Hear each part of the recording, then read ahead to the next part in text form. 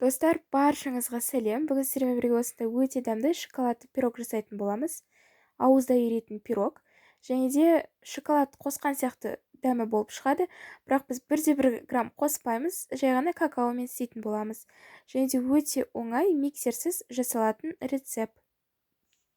2 жұмыртқа, 150 грамм сұйық май, 200 мл сүт, 200 грамм қант, какао 30 грамм, разрыхлитель 1 шай қасық, және де ұн 200 грамм керек болады.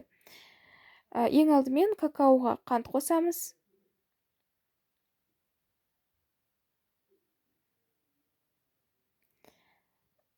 Одан кейін жай ғана араластырамыз. Какаоны міндетті түрде ситатын өткізіп аламыз, ешқандай комочектер болмау үшін.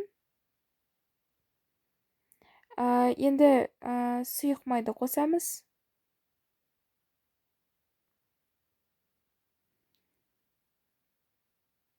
Және де сүтімізді қосамыз.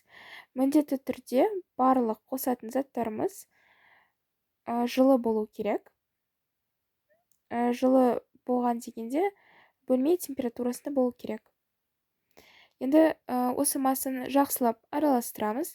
Ешқандай комочектер болмау керек. Міне осындай массаға дейін араластырдық. Енді осы массаны тура 2 бөлікке бөлеміз. Бір бөлігін келесі піскенде глазурға қолданатын боламыз, ал екінші бөлігін қамырға қолданатын боламыз.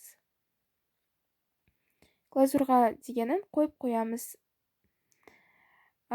Екінші бөлікке кішкене тұз, 2 жұмыртқа қосамыз. Және де жақсылап араластырамыз. Бұл рецепттің ең күштісі, ешқандай миксер керек емес, жай ғана бәрін венчикпен араластырамыз. Соның өзінде өте нәзік болып шығады, және де ең қарапайым заттар қосатын боламыз. Міне жай ғана араластырамыз. Қарап тұрғандарыңыздай оңай жасалады. Енді әрине ұнды қосамыз. Кез келген выпечкаға өйстіп ситадан өткізіп алғанды кеңес беремін. Әрине разрыхлитель туралы ұмытпаймыз. Мен 1 шай қасық қосамын. Разрыхлитель дегеніміз қопсытқыш. Және де ең соңғы этап, осыны жақсылап тағы да араластырамыз.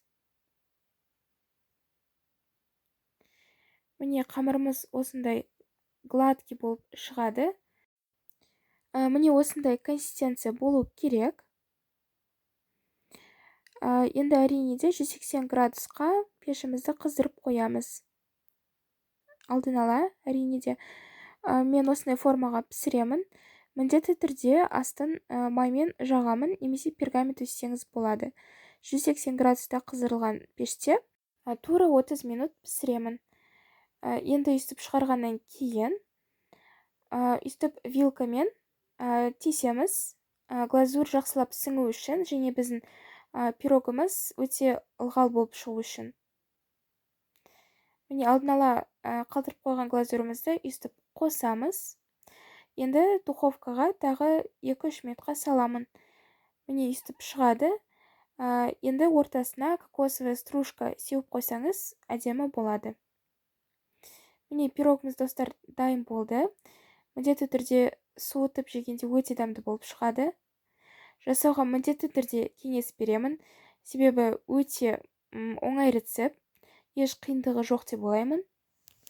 Және де қосатын заттардың бәрі ең қарапайым.